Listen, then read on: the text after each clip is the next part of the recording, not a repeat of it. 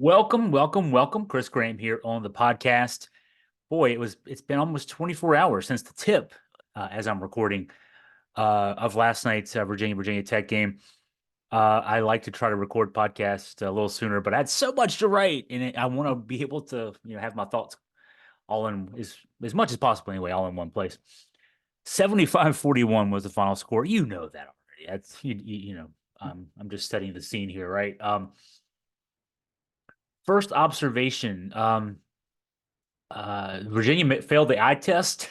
Let's just say, you know, I'm sure most of you, if not all of you, watched the game on TV like I did last night. I didn't want to travel down to Blacksburg. I hate 81, especially coming back, win or lose for a Virginia team. And lately, it's been all losses. That was the fourth straight loss in basketball. It's been forever since Virginia's won in football down there. I think it was 1998. I was at that game. 1998 is a long time ago. I was still in my 20s. Um, Anyway, the broadcasters, it was Corey Alexander and some dude, talked about how Joe Lunardi, who's the bracketology guy, said win or lose, Virginia's not going to improve or see its seed line fall as a result of last night's game. But that was before 75-41. Now, Lunardi, to his credit, whatever sway he has, which is none, I looked at his bracketology update this morning, Tuesday morning, and he still had Virginia as a 9 seed.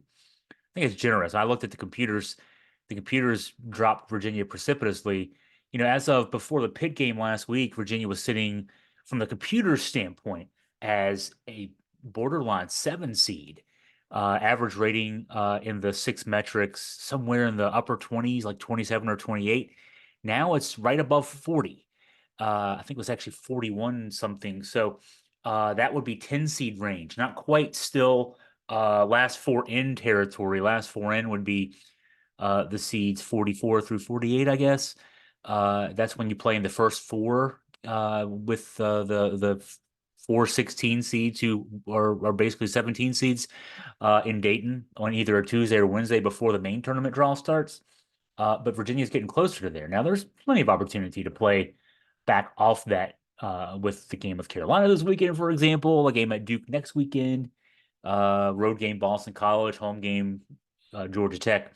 Couple wins in those. Virginia finishes 22 and what would that be? 22-9 in the regular season. That'd be 13-7 ACC. You're probably 9 or 10 at that stage. There's a couple wins you got to get there. Uh, Last night doesn't make you think if I mean if you think that a team is what it is and always will be, that 75-41 makes you think Carolina's going to win by 70. That's what one of my friends texted me last night as that massive egg was being laid in Castle Coliseum. Um, but obviously teams from one game to the next can get things addressed. There's plenty of time between now and Saturday, and we'll see. But among the issues, 41 points. I mean, the 75 points is ugly too, but the 41 points against the Virginia Tech team that in its last five games coming into last night had given up an average of 80.8 per game. And the best it had done in that stretch was holding Florida State to 75. That's the one game in those last five that the Hokies had actually won. And so they go from giving up 75 in a win to giving up 41 to a Virginia team that I mean, as of a week ago, was an 8-game winning streak. I mean, things were going in a great direction. Um, and that's after for Virginia a 49-point output and a win over Wake Forest on Saturday. So that's two straight games not getting to 50. Virginia last night, you've probably blocked this from memory. It was 16-14 Virginia Tech at the 10-minute mark of the first half. Or actually inside the 10-minute mark, right? It was 9:43 when Jordan Minor hit that layup to make it a 2-point game. And then Virginia didn't score again until it was almost 9 minutes. It was, the ESPN folks kept saying over 9 minutes. It was 8 minutes, 57 seconds, a 20-0 run, if you can call it a run. When you score 20 points in 9 minutes, you don't expect to go 20-0. But it was 36-14. It was eventually 36-16 at halftime. Game was already over. I mean, it took Virginia until the 2:37 mark of the second half to get its 37th point when Jordan Minor hit the second of two free throws. Tough, tough, man. Virginia was 32.7% from the floor, 2 of 12 from three.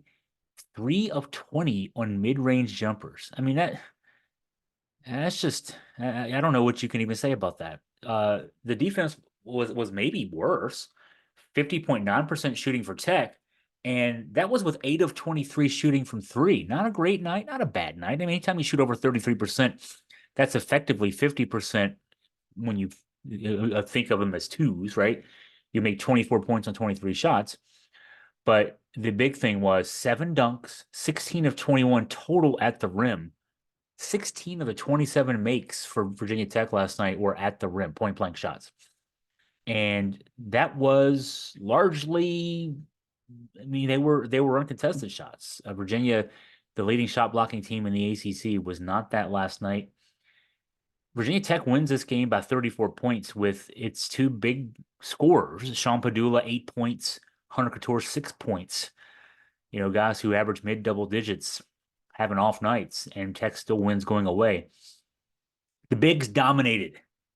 Lynn Kidd had 2 points in the Virginia Tech loss at Virginia last month. He had 14 on 5 of 5 shooting last night.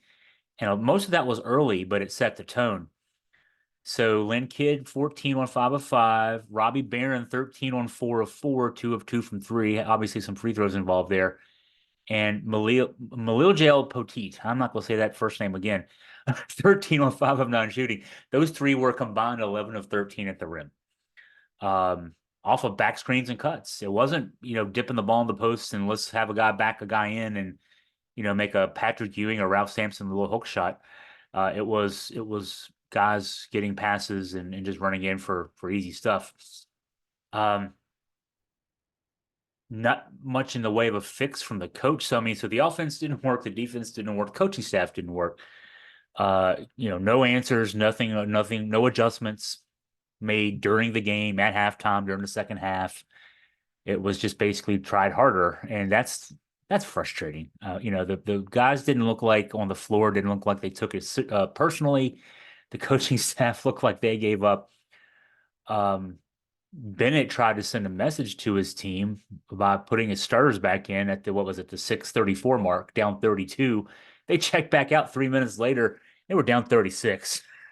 I mean, everything that could go wrong went wrong. Um, Going to my five observations column. Uh, what's up with Ryan Dunn is a question. We're getting this a lot these days. Because it seems like I'm the bad guy for telling you that Ryan Dunn, every mock draft I look at, he's not only a first round pick, he's pretty solidly maybe a late lottery pick or right outside of the lottery. I'm talking about somewhere between 12 and 17 or 18 in the first round. Um, I mean, because I get it. I'm just like you. Offensively, basketball is more than counting numbers, but offensively, um, in his last 7 games, he's averaging 4.3 points a game. You would like to think that a guy who is a projected late lottery pick would be giving you more than 4.3 points per game over that long of a stretch. 14 of 27 from the floor, that's not bad. Just, not a lot of shots, less than 4 shots per game. 2 of 9 at the line. Oh man, it's tough. And his defense hasn't been that great lately either. In his last 7 games, he's averaging the 4 points on 4 shots game. He's giving up 6 points a game. So I mean, last night gave up 9. He was, it's how that's determined is Synergy Sports looks at the plays, who's guarding the guy, and it can be a little skewed because a guy slipping off a screen, who's guarding that guy. But in those one-on-one plays where Dunn was directly responsible for the guy in front of him, uh, he gave up 9 points. His offensive game, I've said this before, I'll say it again, I'll say it until he's in the NBA, I guess. It's a very derivative offensive game. He cannot shoot uh, perimeter shots. He's not a guy who's going to dribble drive his way to the basket from the perimeter or even from mid-range. Basically, he's a guy that gets passes off of cuts, off of back screens, and he gets offensive rebounds and scores. It's a very vulture-ish kind of way of scoring points. His value is obviously on the defensive end. When I looked at his numbers on Synergy Sports, 95 makes this season, 76 are layups, dunks, or tips, and 6 are runners in the lane, basically just sort of longer layups. 82 of his 95 makes are right there at the rim or a couple feet away. That's his offense. His mid-range jumpers, he's 3 of 11 this season on mid-range jumpers across 27 games, and he's 6 of 27 from three. It's that's what it is. I mean, that's just what it is. I did some math last night and I thought it was interesting. I think obviously I want to share this. So 20 wins for Virginia, 7 losses for Virginia. The 7 losses all by double digits, average margin of defeat, 21.3 points. You had a sense of that. You didn't know that exact number. I didn't until I did the math last night. But here's one commonality. I kind of got a thought in my head, when this team gets down, they don't really come back. And so what I wanted to do was I went back to the play-by-plays of each of the 7 losses and looked at when the opponent got its last double-digit lead and then how long they held it from there. Wisconsin on November 20th, a 65-41 win, led by double digits for the final 11 minutes and 15 seconds. So we're going to establish a pattern here, right? Memphis 77-54, December 19th, the last 13:01 was a double-digit lead. Notre Dame 76-54, the final 27-25, which means they took the lead. They took a double-digit lead. 7 minutes, 25 seconds left in the first half, led by double digits the rest of the way. That's the game that Notre Dame led 13-0 at the start, too. So, I mean, that was amazing. NC State 76-60 on January 6th, double-digit lead for the final 16-20 of that game. Wake Forest 66-47 January 13th, the final 18-41 of that game. Now, Pitt won by double digits. That game was close until the final 10 minutes. Pitt went on a run starting around the 9-ish minute mark. So only led by double digits for the final 5-17. And then Virginia Tech last night, final 26-45. The amazing thing is Virginia Tech won that game 75-41. And they only led by they led by double digits for the final 26-45. That's actually less than the Notre Dame game. Hard to figure that. The average time left on the clock, then, when I did some math on this, when the game was over, 16:57 in the second half. I mean, that's a team that doesn't fight back, man. When things are going well for this team, they can beat a lot of teams. When things aren't going well, they throw in the towel, and that's distressing. Next observation was about Jake Groves. Anybody seen Jake Groves? I asked the question last night. He had a 4-game stretch. Seems like forever ago now. January 31st to February 10th, he averaged 14.3 points, 13 of 18 from three in that 4-game stretch. Whoa, great numbers. His last 3 games, he's averaging 3 points per game. 3 of 9 shooting overall, 1 of 5 from three. I mean, just from a number standpoint, in that 4-game stretch, he was shooting the ball 9 times per game. He's shooting the ball 3 times per game now, and only 5 3-point attempts in the last 3 games, 1.6 per game. He was shooting 6 per game before. So it's not a coincidence that Virginia's lost 2 of their last 3, and they've had under 50 the last 2 games. So this is one of the guys that needs to do something. I suggested in the column last night, maybe put his photo in a milk carton, see if we can find where he is. Final observation from that observations column, and I hate doing this because I don't know Andrew Rohde. I assume he plays for Tony Bennett Recruiting, that he's a great kid. He's a punching bag among the fan base. I know that. I get all kinds of emails about him, and as a result, I've done a lot of mailbag columns. I'm going to say, and this is probably controversial, it's not his fault that he's not the 17.1 point per game scorer that he was in the Summit League last year. It's a different level of play. I mean, that's part of it. Obviously, plenty of guys jump up from mid-majors to, and I don't know if the Summit League's even a mid-major, but we'll use that colloquial term, the catch-all term. And plenty of guys make the jump up and do fine. He's not adjusted yet. Rohde put up another goose egg last night. That's his sixth goose egg of the season. Goose egg, obviously 0 points in a game. 4th in the last month. 4th time in a month that this guy who starts for this team has scored 0 points in a game. Over his last 11 games, Rohde's averaging 2.8 points per game, shooting 22.2% from the field and 27.6% from three. Point that out. Okay, so you got one of your starters who's averaging 26 minutes a game, scoring 2.8 points a game. And that's over his last 11 games. I'm not talking about the last couple of games. Then you got Dunn, who I pointed out his last 7 games, averaging 4.3 points a game. Uh, Jordan Minor and Blake Buchanan, they're your two guys who split your minutes at the 5 spot, the center spot. They were a combined 1 of 9 last night in 31 minutes. And in a recent stretch, the 1 and 2 stretch, 2 losses in 3 games, they're averaging 6.3 points a game on 33% shooting. I mean, you're talking about 33% shooting from guys who shoot at the rim. I mean, they're not shooting jump shots. They're right at the rim, and they're shooting 33% on those shots. And then I'm, just mentioned Groves averaging 3 points a game in his last 3 games. That's a lot of pressure on Reese Beekman and Isaac McNeely, the only two guys on your roster who can score with any regularity, right? I don't think it's a surprise. Mike Young and his group, I mentioned earlier, they were giving up 80.8 points a game in their last 5. That's a long stretch to be giving up a lot of points. But if you're Mike Young, you game plan it to focus on Beekman and McNeely.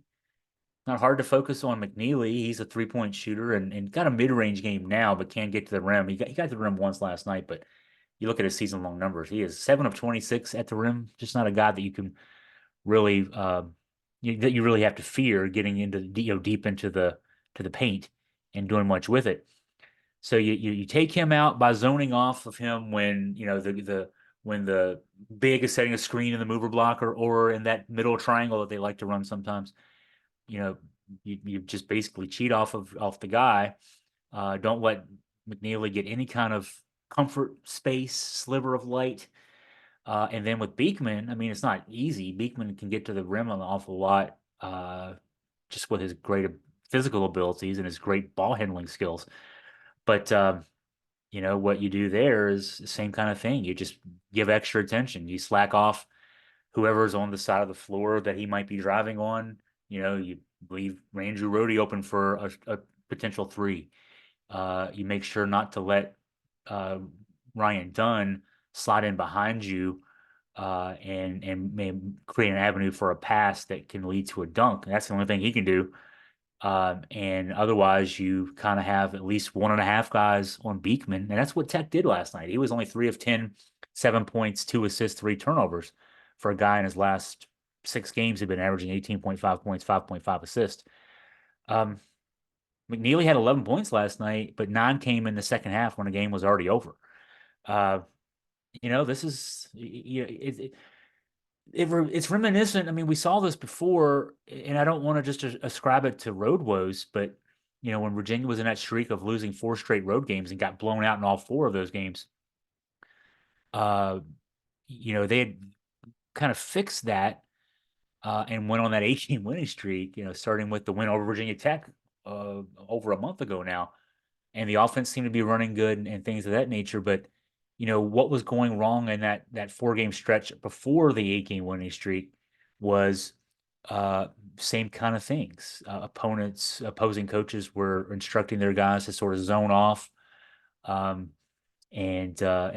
take away the 1.5 options Virginia's got. Because I'm only counting McNeely as a half an option because right now he's a 2-level scorer. He's shooting better from the mid range. He's shooting okay from 3 right now. He's not shooting what he was early in the season from 3.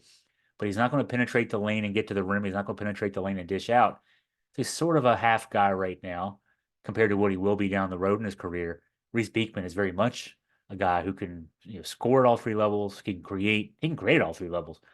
But if you only have those 2 guys to worry about, you've got the other wing guard is scoring less than 3 points a game. The backup wing is scoring 3 points a game. Your power forward is scoring 4 points a game. Your 2 centers are combining for 6 points a game. It's just not a lot. There's not a lot of options there. Not a lot of options there. So I think that'll wrap us for now. I'm going to do another podcast tomorrow. I spent a lot of time today breaking down a lot of what we talked about here, but just putting a lot of more focus to it. I want to kind of go through that separately. That might take another half hour if I did it tonight. I don't want to kind of mingle all that together, but I want to give it its due. And so that's going to come up Wednesday on the show. And then on Thursday, we'll make a point to look ahead to North Carolina and how Virginia can turn around from a 75-41 blowout loss to a very average Virginia Tech team. and get ready for a top 10 team in North Carolina and what is starting to feel more and more like a must win for Virginia. So we'll do that. Hey, if you have any questions for me, any comments, anything you want me to kind of address in some way in an upcoming mailbag, I've already got a few sitting in the mailbag right now. So I'll be actually as I'm posting this show tonight, I'll be working on some of that tonight too. But if you have anything for me, and there's I'm guessing you have lots of questions. The questions tend to come out after losses more than after wins. And so don't be shy. Email me at chris@augustafreepress.com.